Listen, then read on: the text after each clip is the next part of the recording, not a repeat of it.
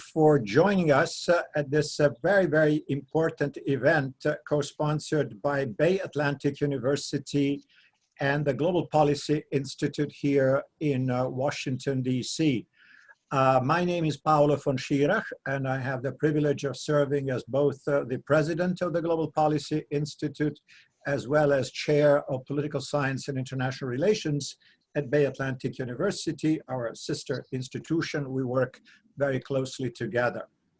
So what I wanted to say as opening today is that this topic that we are beginning to attack, so to speak, today is extremely important. The people who are already operating in this field of climate change mitigation, in particular, about what can be done to introduce measures, be they physical barriers or other business reorganizations and what have you, that will mitigate the impact of rising sea levels on coastal waters, not just here in the US, but all over the world. They're busy thinking, experimenting, considering, exchanging ideas, etc. Our humble role here is this kind of a shout out to say, hey guys, this is really serious.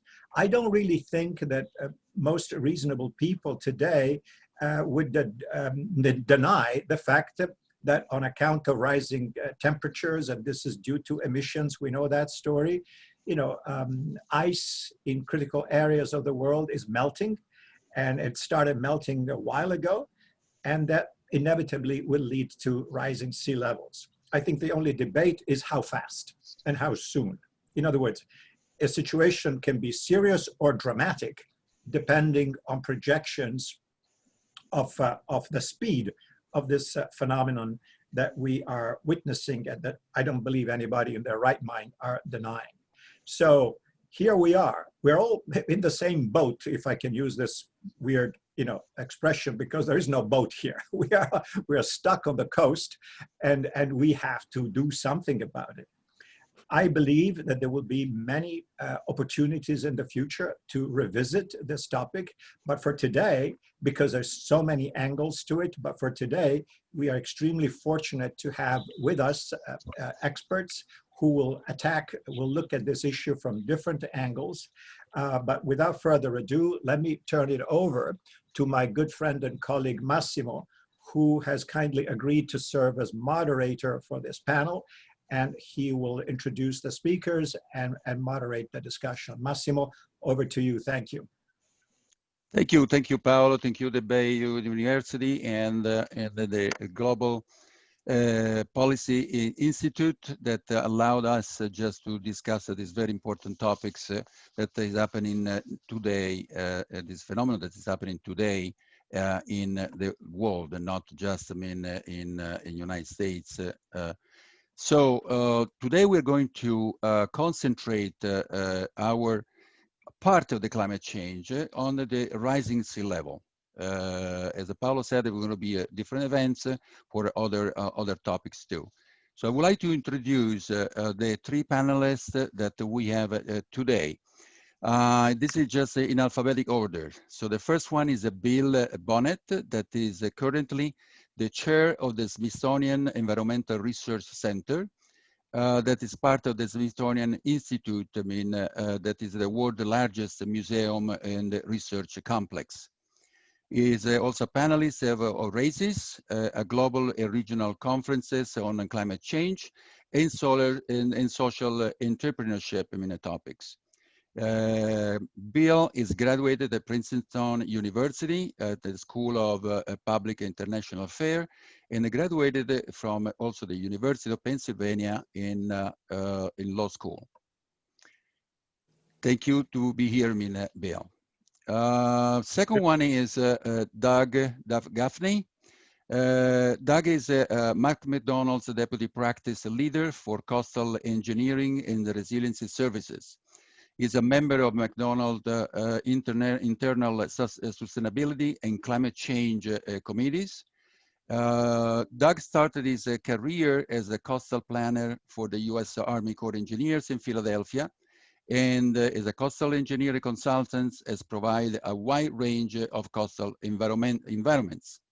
The shape is, understanding on the impacts of the climate change.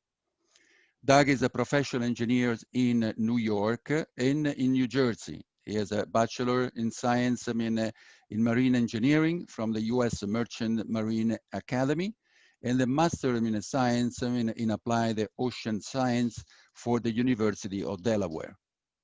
Thank you, Doug, to be here.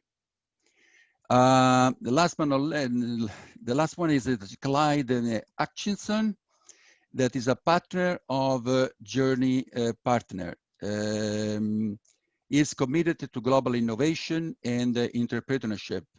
Currently, Clyde is developing a global fund for sustainable air, land, sea transportation and travel, including a focus on coastal communities entrepreneurship.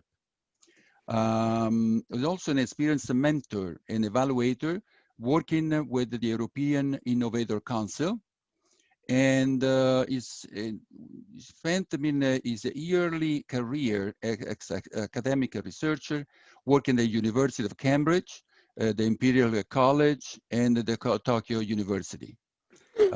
Clyde has a PhD in biochemistry and from the Queen's University in Belfast, and an MBA from the Open University. So in terms of, thank you very much, Clyde, to be participating to this event. Location, William is in Princeton, Doug is in Philadelphia, and Clyde is in the beautiful Dublin in Ireland. I'm here in the Washington, D.C. with Paolo. So I would like to start this event with a quote from Mr. Sir David Attenborough, a person that has devoted his life for the respect of the nature and the respect of the environment. And that it goes. When someone makes a statement about climate change, he or she have to be sure that the sentence is backed up by scientific evidence. Otherwise, the person loses credibility and is very detrimental for the cause. First question that I have is for Doug. For sure, there are scientific evidence that the climate change and specifically the effect that it has on the sea level rising. What is your positions regarding those scientific evidence, Doug? The scientific evidence for sea level rise is maybe one of the easier ones because there's several decades, if not over 100 years of sea level data that we can plot, and you can see the rising trend. So in preparation for a question like this, I did put together a couple of slides, and maybe if Denise can put up slides, I think it's slide 3. What that shows is that sea level rise is occurring. It's measurable. You can get that by simply looking at the trend over the last 100 years. And then the other thing that I would like to point out is that the sea level rise over the past several decades has been relatively consistent, but there is belief and the data is starting to show that the rate of rise is actually starting to increase in some areas. Yeah, there's the slide. So for those of you looking, there's a couple of interesting points here. One is that sea level rise is not consistent in every location in the world, and that's because there are factors like land subsidence in some areas. There's the fact that the globe is rebounding from the last ice age. So in some places you might actually have sea level decrease, but in most places there is measurable sea level rise. In the United States, the East Coast, where I'm most familiar, there's, it's about 3 to 4 millimeters per year. And that rate is expected to continue to increase. And what you see on the left is an example of the type of sea level rise curves that we as engineers use when designing a project. And typically there's a low, medium, and high, and it's based on projections of the amount of carbon dioxide in the atmosphere and what we think is going to happen in terms of the governments of the world, and whether we're able to kind of get a handle on the amount of CO2 and other greenhouse gases that we're putting into the environment. So one of the challenges as an engineer is to take this data and understand how it may impact what you're designing on the coast. Sounds good. I mean, actually, well, this is the data that the engineers use when they have to take in consideration the rise of the level of the ocean. The next question, and I would like to involve Doug. No, would have to involve Bill. I'm sorry. Bill is the chair of the Smithsonian Environmental Research Center. So this center is involved in multiple real projects, and from the analysis of the results, I believe that your organization came out with white papers, reports to be distributed to the regulator and to the politicians. My question is, can you present us in 5 minutes possible, because I know that the big topics, the philosophy of the Smithsonian Environmental Research Center, and how the research center manager, interpreting the results obtained, make available these results to the public? Thanks, Massimo. CERC, the Smithsonian Environmental Research Center, above all, we provide science-based knowledge. It's perhaps most akin to a university research department, even though we're a part of a museum complex. We have 26 PhD level scientists doing, I guess it's over 45 at the moment, peer-reviewed science-based projects on coastal ecosystems. So we're very widely published in academic journals, and that would be one of the primary means, the way any researcher, of course, gets his or her information out to the public. But given the gravity of this situation and the Smithsonian's realization, along with other major institutions worldwide, obviously we have as robust a possible public education outreach on these subjects that we possibly can. So the Smithsonian Environmental Research Center.org has a very capacious website, which will have all the things, every one of the things I'm about to talk about. Trying to pick out the specific research projects that might be most apt today is very difficult, but let me just highlight a few.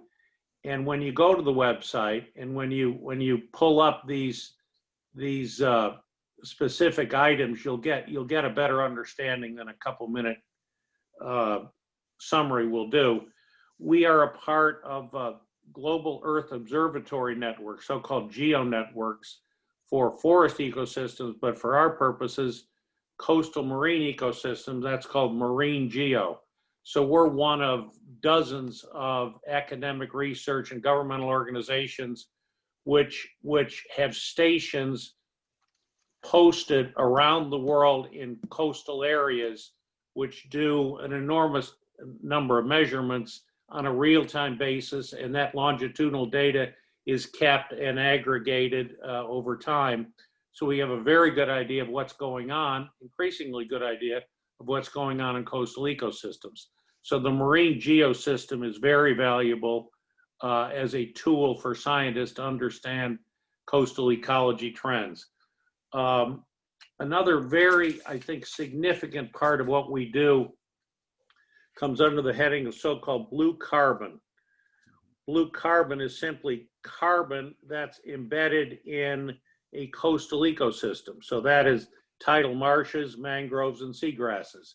It's perhaps not as widely known a term as some of the other terms we're all learning about in this field, but it's becoming a burgeoning research topic because, in fact, coastal ecosystems are, I think the best way to describe it, they're hotspots of carbon sequestration.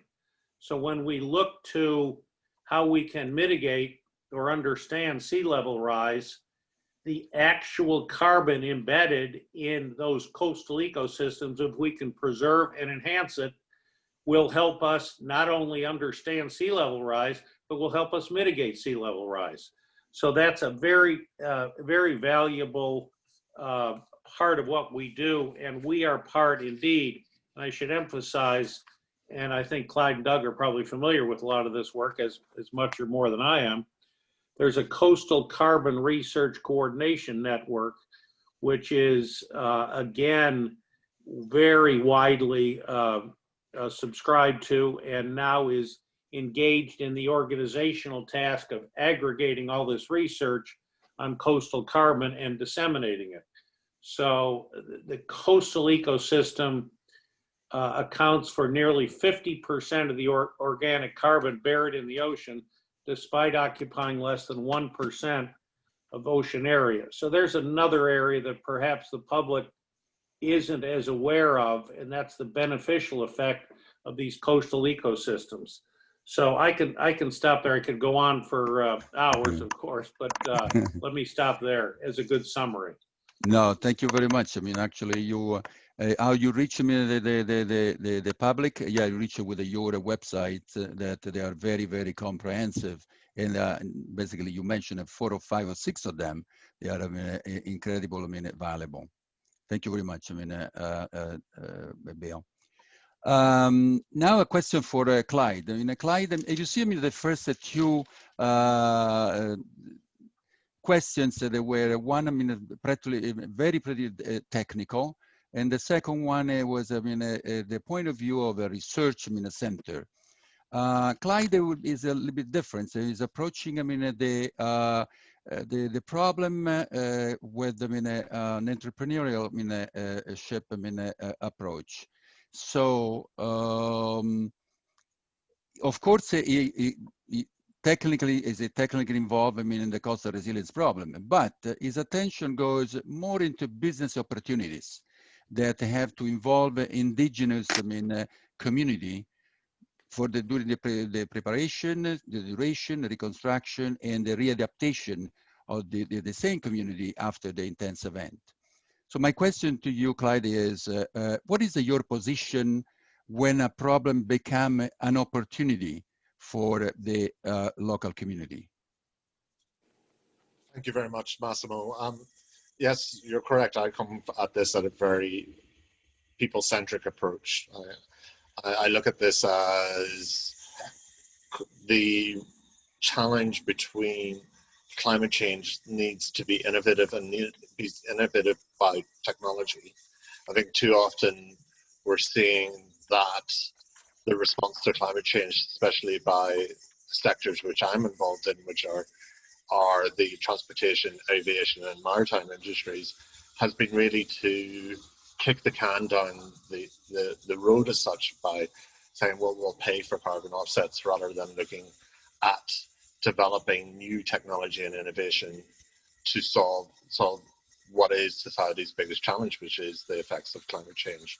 And when I say people-centric, we're really, as a firm, really interested in coastal communities and how coastal communities can be actively involved in being a voice for the change, but also being involved in developing the solutions and being a part of not only generating the solutions, but benefiting from the solutions. Because one of the big challenges, especially with coastal communities, is that they really are dependent on tourism as a way of bringing in their economic value.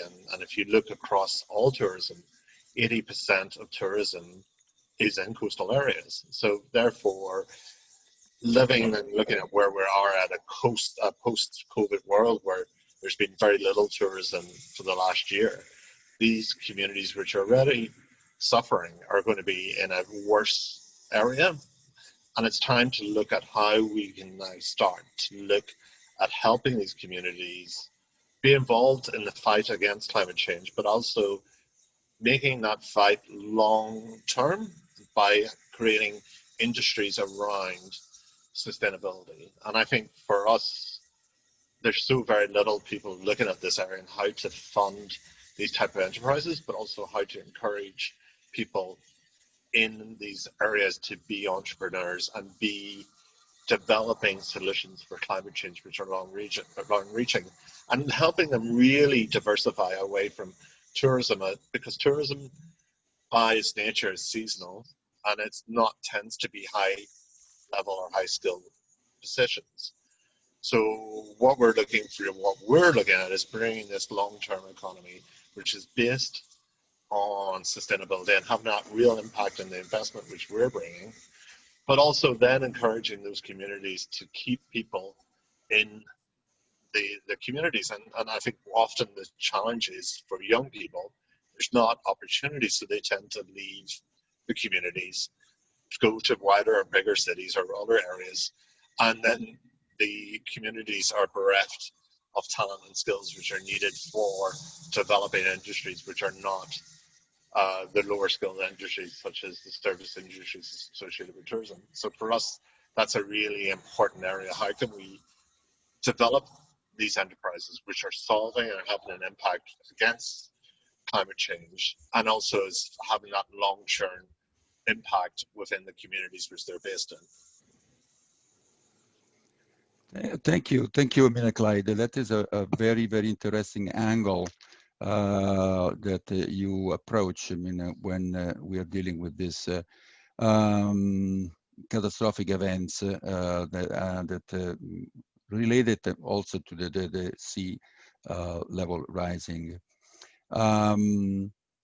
But I will stay with you, if it's possible, Clyde, because you mentioned a couple of things, a very, very interesting one. The tourism, a new tourism that you would like to see, in those communities. How do you envision this new tourism? It's true, you said that the tourism is a seasonal, but at the same time, we are looking for a long-term economy. How this tourism should probably change over time? And I think tourism is changing, and I think you're starting to see with the generation that's coming through, when they are traveling now, they want to experience authentic experiences and want to have those experiences to be sustainable. And there's more and more evidence coming through that this is what people are expecting when they're traveling.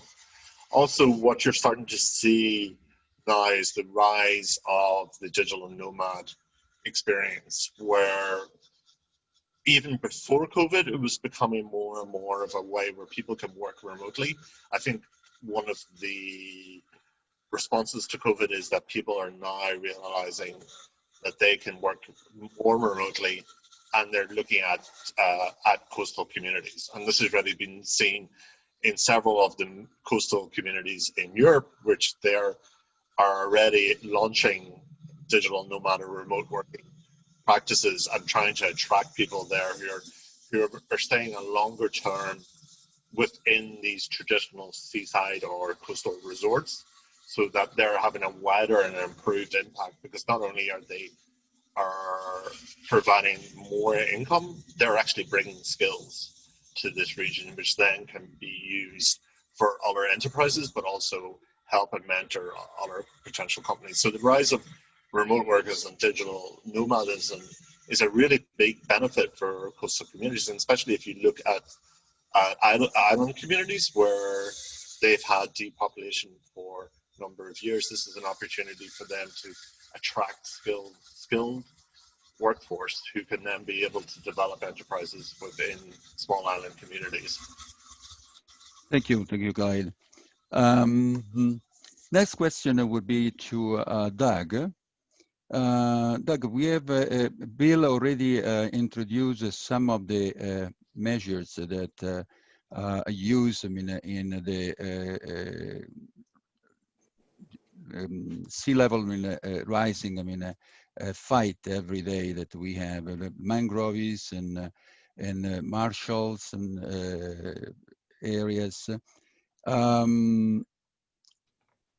I know that you are dealing with these coastal infrastructures every day, and there are infrastructures that they are protective infrastructure, they are responsive infrastructure, and they are the daily use infrastructure like the roads, the bridges, boardwalk even.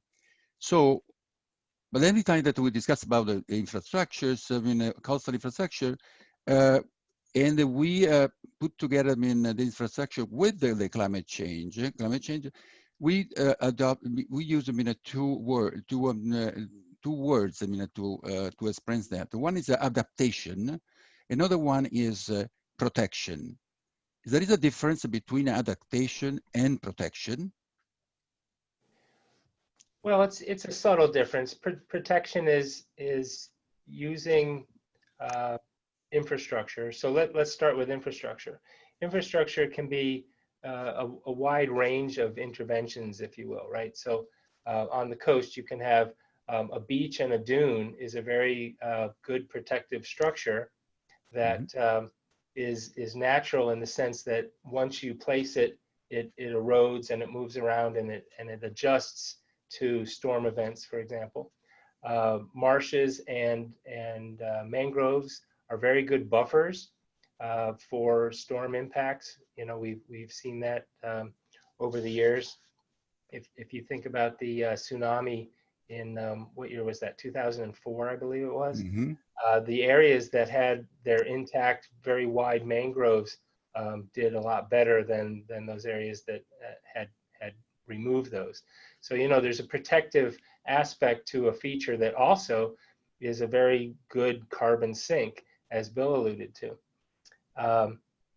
So then, the range of infrastructure tools, if you will, that provide protection, go from beaches, dunes, living shorelines, designing with the ability to naturally respond to storms, all the way up to hard structures. And in some cases, you do need to protect your coastal community because, as Clyde mentioned, there is so much of the economy, especially in coastal areas, that are related to that coastal environment. So if you just say, okay, well, let's have everyone move away from the area that is susceptible to storms and sea level rise, you can't just do that because there's so much invested in those areas that there is a level of protection that's required. So then adaptation is the ability to design your protective structure so that in the future, as sea level does rise and as the impacts at your shoreline get higher in terms of elevation, at a certain point, it's like a trigger point. You can say that, okay, let's design this wall to be at +10, but we know that sea level is rising at a certain rate or maybe even increase in the future. So at a certain point, we should then enact an adaptive measure. And we've seen examples of that in parts of the world. In South America, for example, in Guyana, there's a seawall protecting the largest city in the country. And the city, much of the city is actually below sea level, so a little bit like Holland. And the seawall in very recent years has started to become overtopped due to storms and high tides as a direct result of sea level rise. So they have been able in some places to put on this additional height as an adaptive measure. Now, of course, when the storm is not occurring, people don't like so much height to protect their community, because one of the reasons they're there is so that they can, see the ocean from the aesthetics perspective, but also fishermen and people who utilize the coast for their livelihood need to have access to that coast. So the design of adaptive measures allows for a gradual response to sea level rise. Okay, okay. Well, it's very, very, very clear. I mean, now, because the difference between the two, adaptation and, I mean, protection, is always a debatable one. You can say probably adaptation is some kind of a protection in progress, something like that. Similar to that. Question for Doug. Doug, because again, I mean, you are the chair of this research center. I go back on these reports, I mean, and all this, I mean, results that you obtain that probably you're giving to the politician and to the influencers. These reports are accepted by these political bodies, and are you some kind responsible for the implementation of these guidelines? Bessel, you must have met me. Well, that's of course the $64 trillion question.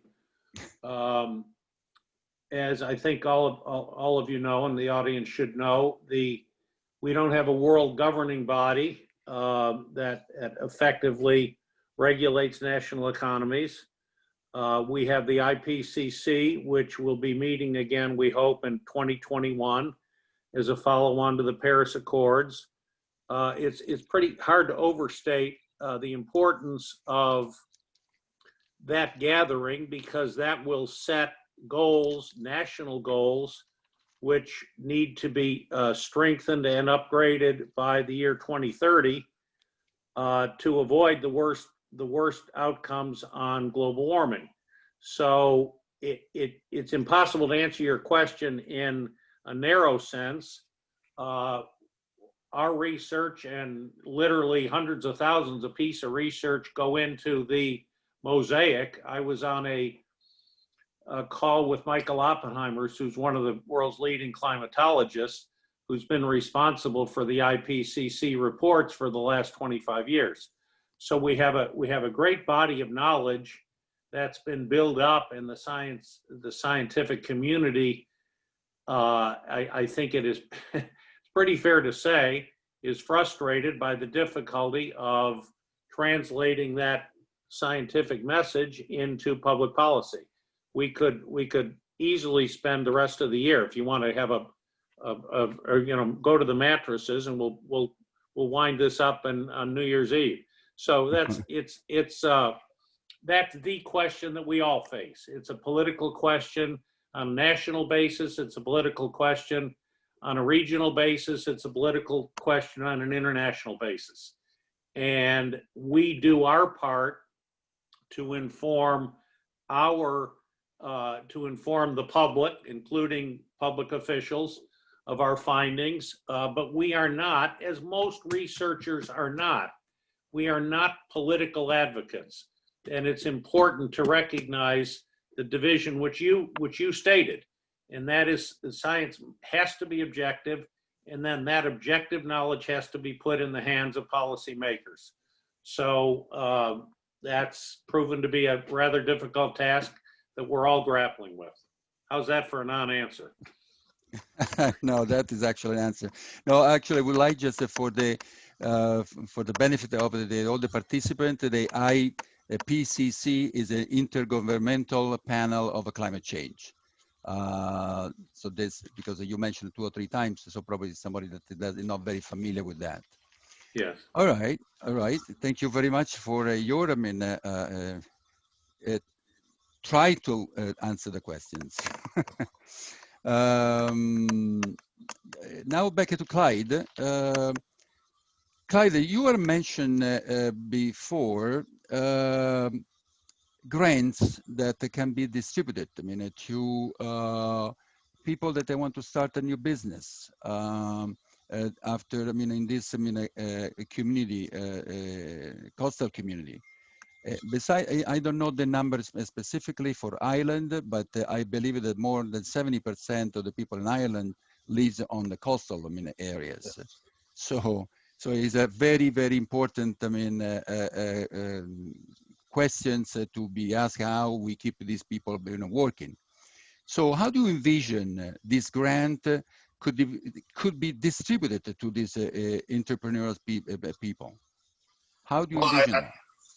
I just actually want to sort of follow up on something Bill said, right? Like, I feel now that the decision needs to be really taken out of politicians' hands and actually needs to be built from the ground up, because there's been consistent lack of policy action on a global area. So therefore, we really need to start to help the communities build solutions for themselves. I'm working with technologists and innovators and universities and researchers to solve the challenges such as what Doug said about Guyana.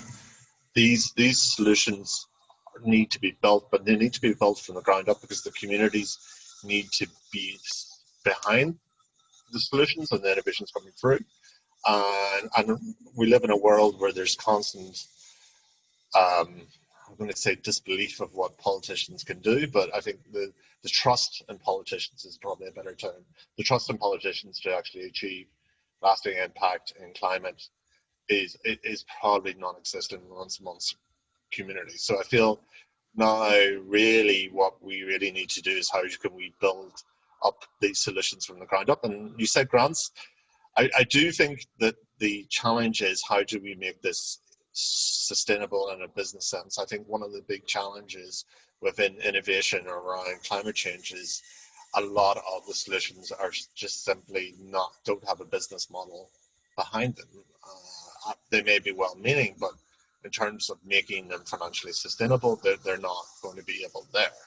I feel that if you look across the world, if this really being able to build an infrastructure around supporting people who have good ideas around solving problems around climate change and being able to give them the right mentorship and also the peer network, and this could be a peer network of small island or coastal communities around the world, so they're solving the problems, is really correct. And I think more and more you're seeing in Europe that funding being available for innovators.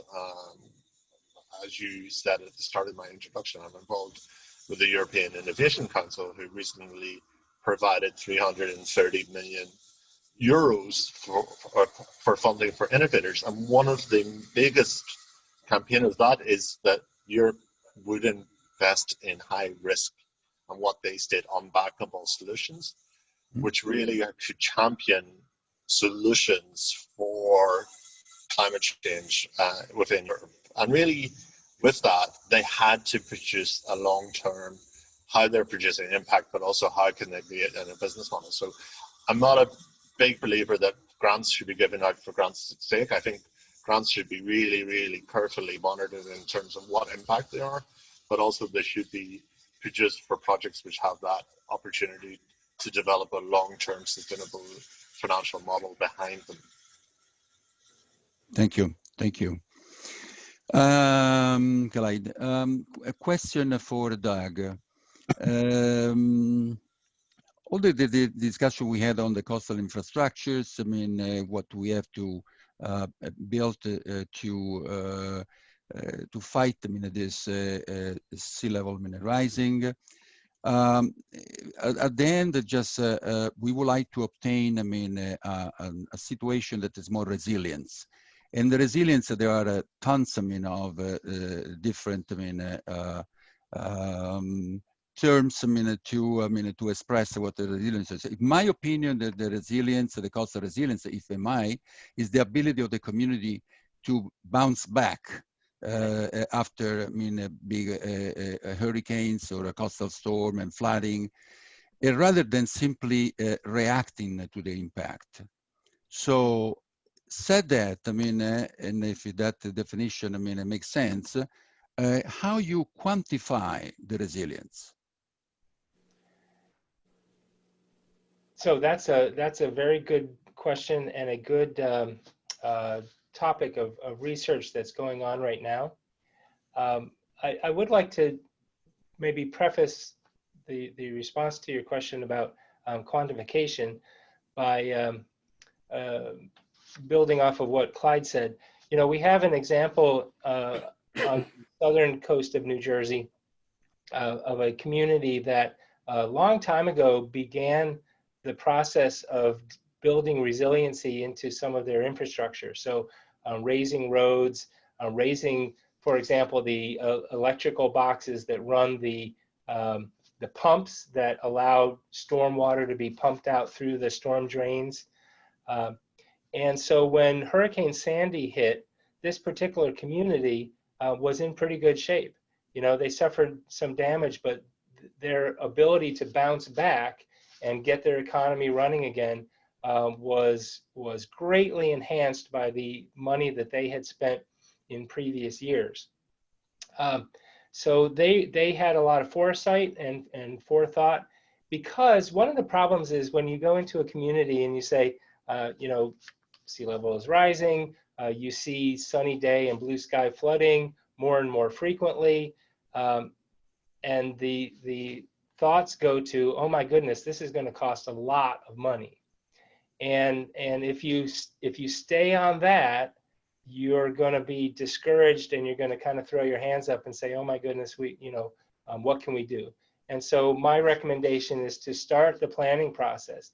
Look at those areas in your community that are kind of weak points, and start to look at what options there are to develop responses to increase resiliency in your community. And then that kind of gets back to this issue of money. It does cost money.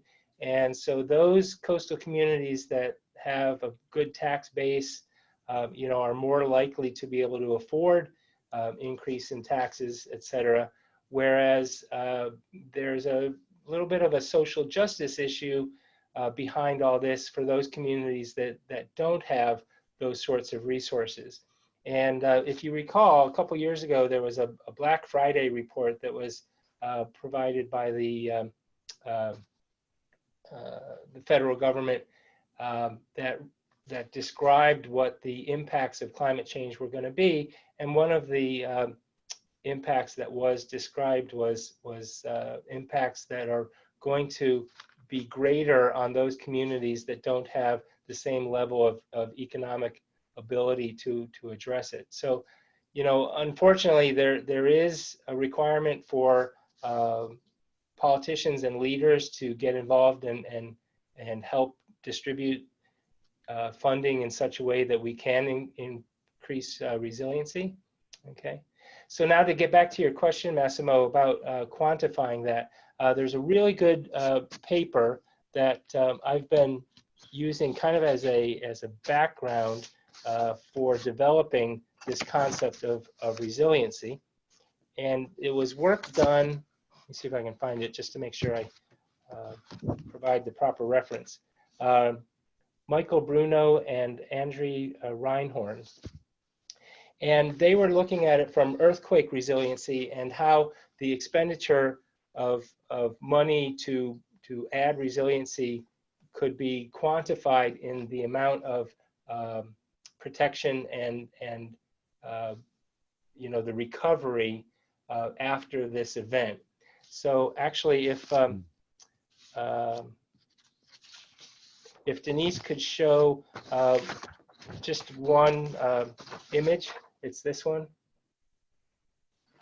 I want to describe what that concept looks like and the kind of direction we're thinking about going with quantifying resilience. So this is an example of a, yeah, go to that one. That's great. Yep. Thank you. So on the bottom axis, it's time, and on the vertical axis, it's system performance. And you can see that if you build in this case, it's a concrete seawall, you have a certain amount of resilience built in to that storm. When the storm happens and the seawall is destroyed, you can see that your resilience drops between T0, which is the event, so a big storm, and T star, which is the point at which you can repair that. Now, if you repair that structure to the same degree that it was before, you know, you're going to not have any additional resilience for the next storm, which may or may not be more severe due to sea level rise and other climate change factors. So the idea of building that resilience in during the repair will then allow your system performance or your quantification to be improved. So that's a whole kind of theory behind that, and takes into account fragility of the structures and the infrastructure and the economy behind the wall. And this same thing could be applied to beaches. It could be applied to any number of infrastructure that is there for protection and for increasing resiliency. So I just wanted to show you that concept. Well, thank you. I mean, that is very, very clear, and just see, I mean, how you can project and then put in graphs, I mean, this quantitative resilience, how do you qualify the resilience? That is a very, very interesting one, and thank you very much. But question to, a quick question to Bill. In terms of the, especially, I mean, in this, you know, among all the projects that you're studying at this point, how many are those, I mean, referring to the resilience effort by the coastal city? Well, indirectly, a lot of them, but I think in my limited time, let's just focus on a couple of things to pick up previous thoughts. Mm-hmm. There's a, not a Smithsonian entity, but it's an entity called Climate Central, which you can look up on the web, and they have a report, Flooded Future, Global Vulnerability to Sea Level Rise Worse Than Previously Understood. So picking up on Doug's point, we have in the foreseeable future, within 30 years, we're going to have upwards of 300 million people in coastal communities around the world below the median high tide line. So it's a real world problem in a country like Bangladesh, in Dhaka, in China, in Bangkok, Thailand. So there is not going to be a substitute for effective governmental action, for sure, in areas that are both poor or developing, and the real world impacts on vulnerable coastal communities. On the other side of the coin, Miami Beach is an example of a build-up area where the infrastructure is already there, and Doug would be an expert on this, but Miami Beach is putting upwards of $500 million into projects over the next several years, which will raise the roadbed in parts of Miami Beach in order to protect against rising sea levels, installing pumps, water mains, redoing sewer connections. So there's not going to be a substitute for major governmental expenditures one way or another to protect against sea level rise. So I am in utter and complete agreement with Clyde that our true salvation is going to be innovative entrepreneurial solutions, but that has to be supplemented with effective governmental action. Absolutely, absolutely. Thank you, I mean, Bill. Clyde, I mean, just a clarification that could help, I mean, the participant to this event. You said that the European Innovator Council, it just funded 330 million euro for this innovation. How the number one is the European Innovator Council, so is it going to be only for the European countries, or is going to be extended to the North America or South America? Unfortunately, it's only European countries. Okay. And I agree with Doug.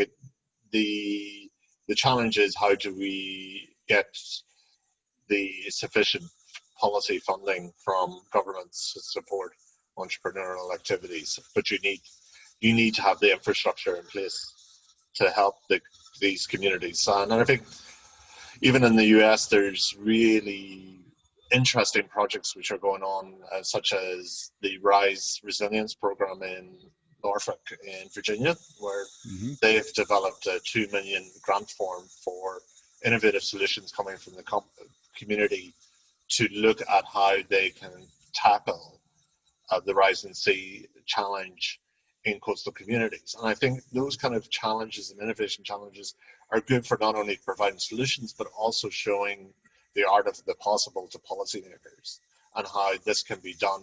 And as also with Doug, and I used to work in government, so I used to see people coming in and saying this will cost $10 billion, and I'm going, oh, please don't say that number, because the fear of the big number is always the dread of a policymaker. So I think for us, there's always going to be a need for policy, and especially around regulation, and I think there's always going to be a need for that. But I do think that there needs to be both a bottom-up and a top-down approach, and the top-down approach is not working at the moment.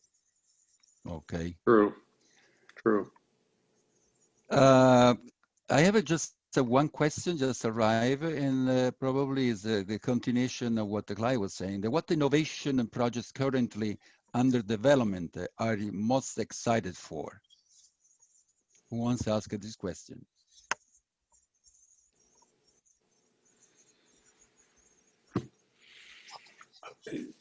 Any number. We're working in San Francisco Bay on restoring a very degraded ecosystem, which is also extremely vulnerable to sea level rise, by planting of oyster beds. So that's a good example of what Clyde's talking about, which is a relatively affordable kind of intervention that can make a real difference in an already developed area. So for sure, we need a combination. We need all of the above. And that's a good example of an innovative tackling of a problem. Absolutely. Innovation is the name of the future in each single area. About those Oyster Reef projects is that the idea is that once you get that oyster reef in place, it's a living structure, and the oysters hopefully will be able to take over and respond to sea level rise by building their community up and continuing to provide protection for the upland. And yeah, we're working on quite a few of those, and it is very exciting work. Yeah. Oh, great. Doug, during your previous question, you mentioned, and I put it down here on my piece of paper, the sunny days and the blue sky. How they are related with this tragic situation that we see every day, along the coast?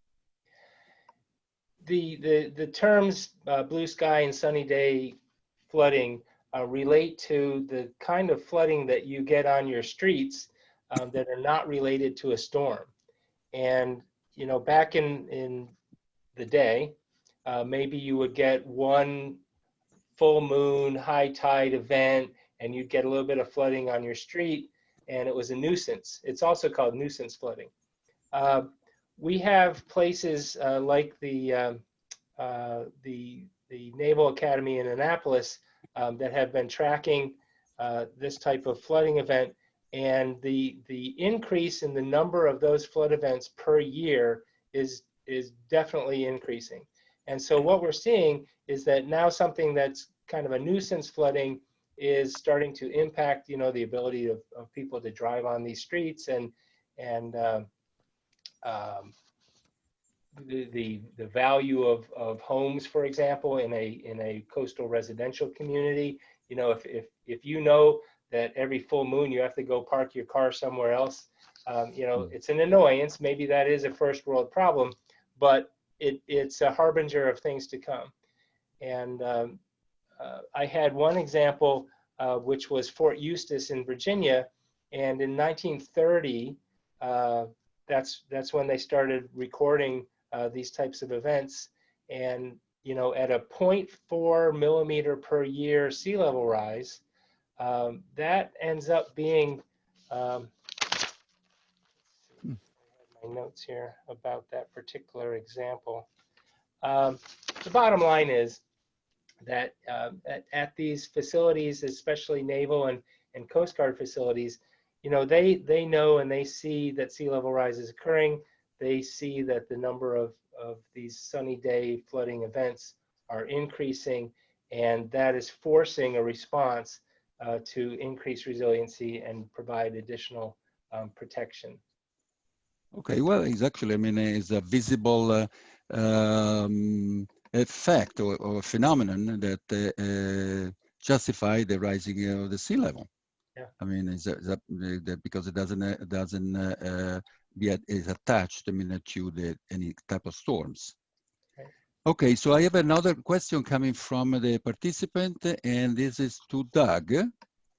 Do you think the United States, I mean, Corps engineers' prediction of a sea level rise, low, medium, and high, are known by most designers, and have they been consistently implemented into coastal design, either for infrastructure or coastal restoration? So the answer is yes. I think most designers do know about the sea level rise scenarios, and the Corps of Engineers in their projects, they are trying to develop a consistent approach to that. It's a thorny issue, as you can imagine. Thorny in that if you take the worst case scenario, then you're designing something that is so big, so massive, and so costly that it's no longer affordable based on the policy and guidelines that the Corps of Engineers works under. So they're making strides in how to implement the sea level rise curves. Now, is that implemented in the private sector engineering community consistently? No, definitely not.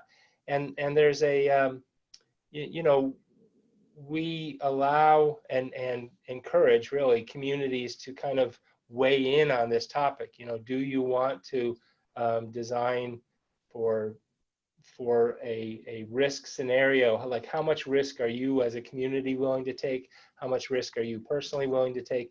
These are questions that get answered on a local, sometimes state level.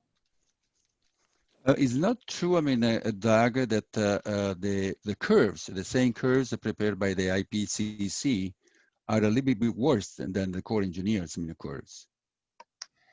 There are some scenarios, and they're based on like I said, the amount of carbon that's predicted and what that impact may be. So there are different scenarios. And I think one of the worst, you know, highest level scenarios that people don't really like to talk about is in this catastrophic occurrence where large portions of the Antarctic ice shelf collapse and melt, because that really changes the game. Okay. I don't see any other, thank you very much, Doug. I mean, I don't see any other questions, I mean, from the participants. I mean, we got another minute to go. There is a Clyde, did you have any suggestion that you want to give it to the participants? I mean, how to become entrepreneurs? I think, like, I'm really optimistic. I think there's a lot of solutions out there. I agree. There's a whole level of circular economy which can happen with the ocean.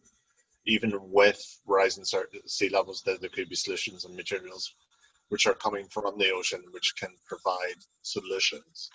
I think most of the training and skills which are required for entrepreneurs are still need to be developed in a lot of communities. So for me, I'm really positive. I think we do have an opportunity, if we act now, to really develop new innovation and new technologies to solve these challenges. Thank you. I mean, Clyde.